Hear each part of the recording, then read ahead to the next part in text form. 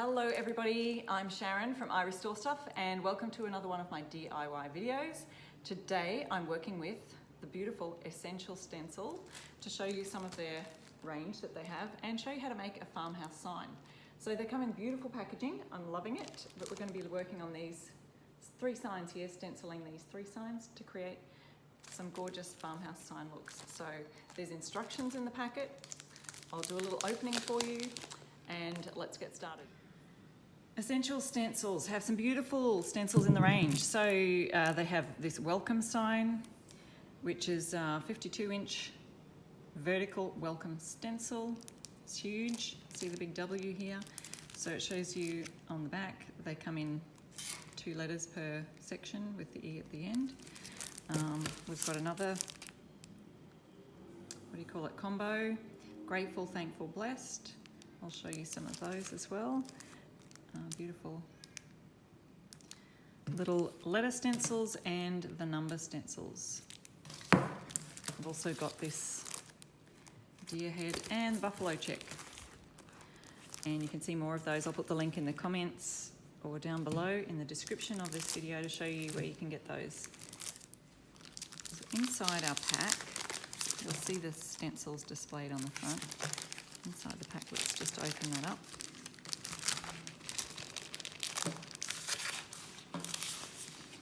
You'll find a little instruction book, which is beautifully step-by-step how to prep your board, positioning the stencil with tape, dry brushing technique, how to do your stenciling, how to apply the paint to the entire design and remove your stencil at the end. So it's along with what you'll need. So it's great little instructions there. And the stencils themselves are really thick quality 10mm mylar. So it's excellent quality. And they've just separated that top one so that you can see it visually in the packaging. So there we go. I'll be doing these 3 stencils today and working on some signs. Now, the signs I'll be working on, I've just simply painted some plywood. It's just ply. I don't even know the millimetre of that, but I can put that in the description or on the blog post. And just painted it white with Fusion's casement. It's just a plain white colour so that we can do the lettering in black to make that really pop and stand out. So we've got our sign board and I'm going to work with the welcome stencil first of all. So you can hardly see the letters because it's white on white here. But what we're going to do is just centre the stencil exactly in the centre of our board and then just using a bit of painter's tape. Make sure you use painter's tape, not masking tape, because you may pull off the paint. We're just going to run that down both sides of the stencil to keep it firmly in place as you're stenciling.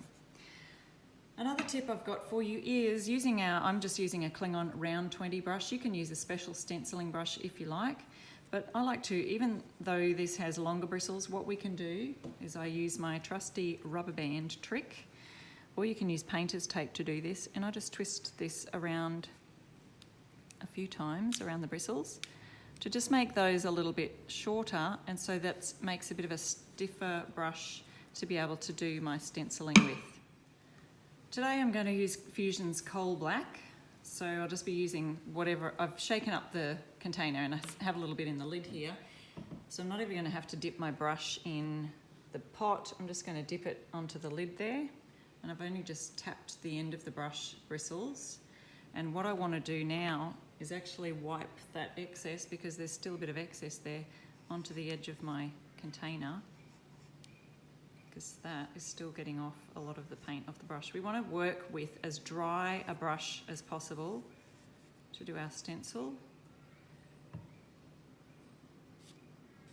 So with our newspaper here, I'm going to dry off the brush, just wiping off any excess until you've got barely any on your bristles. Now you can always add more paint, but once it's on there you can't take more off.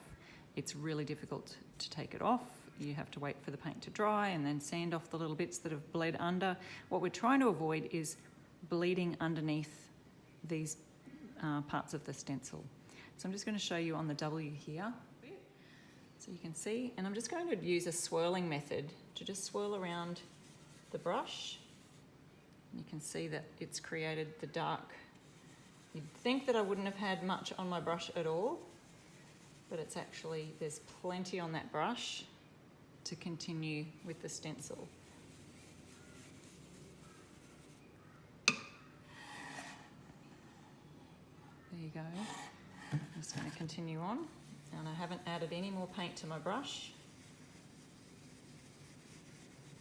Whoops, what have I done?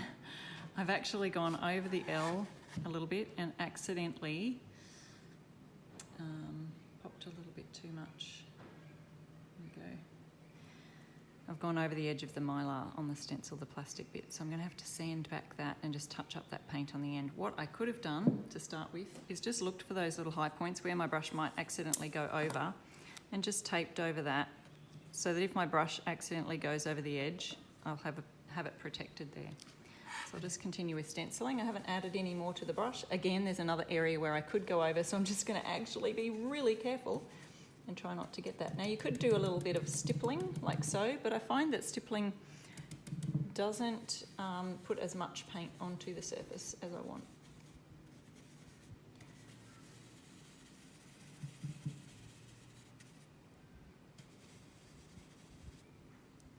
There we go, still haven't added any more to the brush.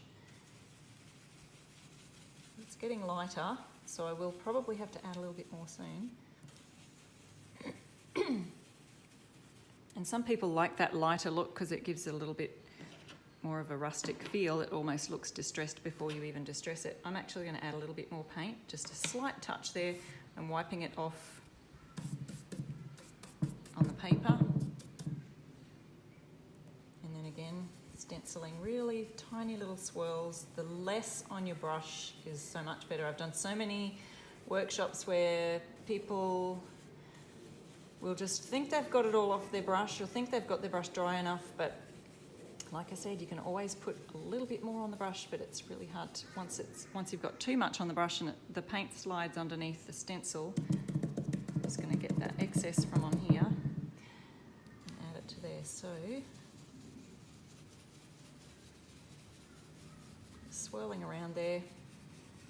And this is a farmhouse sign, so it doesn't matter if there's some sections that are a little bit lighter than others. If you want more of an even coverage, just go for it. Do another coat. If you want a fuller coverage, you can always do another coat, but less is more. Less on your brush is so much better for stenciling. Okay, so we're ready to take that off now.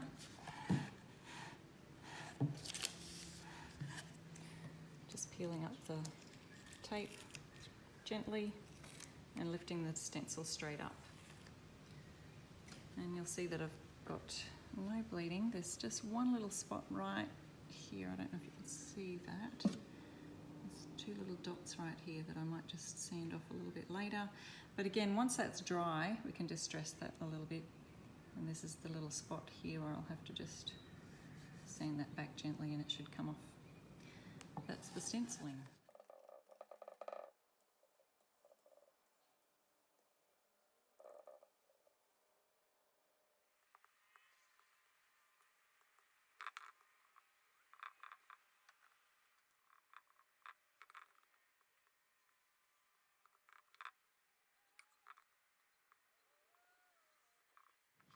Now I've just gently sanded with a really light grit. This is 180 grit of sandpaper, just where that smudge came across when I went too far over the stencil. So that sanded that back. I could, if I wanted to, just touch up with a little white paint, but it's not showing so much.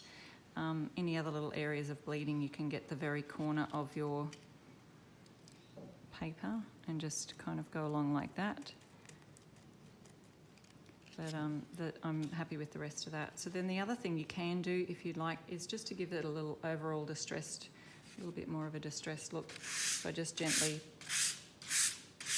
going across your stencil with a light touch to just take away and wear it a little bit more. So I'll show you a close-up of that.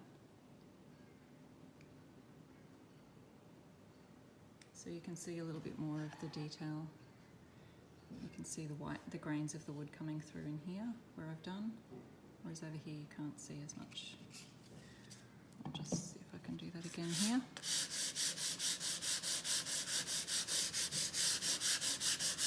And that's called distressing. Just making it look a little bit older and worn.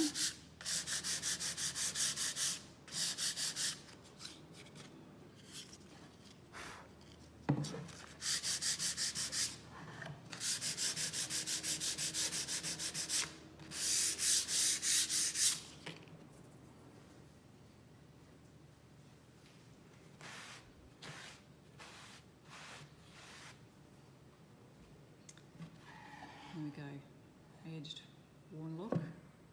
And there we have our 3 signs ready to go. Now what we could do now is just to add some tough coat sealer to glaze, or glaze. You can do an antique and glaze to even make that more antique or aged. But I think, you know, a tough coat sealer would be fine, or it really is just a sign hanging on your wall. If I've used Fusion mineral paint, it's got a built-in top coat, so it doesn't really need the extra protection if it's just a sign on the wall. But if it's going outside or anything like that, you can, if you want to, add a sealer to the top of that. So to make the trims for the outside edges of our farmhouse sign, what I did was just measured the sign itself. So I'm in Australia, so I'm working in centimetres, so you just can convert that. Or you can just measure up the sides of your own signs. I've done this one, it's 45 centimetres by 19.5. So we've made 2 long edges and 2 short edges. So the short edges actually measure the exact measurement of the sign, so that's going to be 19.5. The longer edges, you add, because they're going this way, the longer edges, I added the extra, however many millimetres that is, it's 1.5 centimetres onto the end of each end. So this will actually measure 47.5. So remembering that this was 45 and now this is 47.5. So you're just adding on the extra to make up for the edges so that it has a nice flush edge like this and like this. Now this is actually Tasmanian oak. Wherever you're from, you could just find some other board. The width that I used was, it's 3 centimetres by 1. So it's 3 by 1, looks like 1 point something, but you know, around about that. And so it kind of gives it this depth, 3D kind of a look. You've got a bit of that poking out there. So the width of the plywood signs themselves are about only like 1.2 or 3 centimetres wide. So that's where you get that depth in. So now we just have to nail them together and we're done.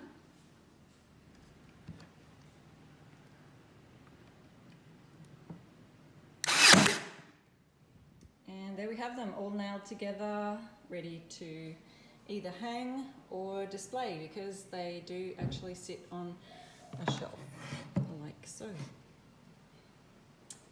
And so you could lean that on a mantle or something like that.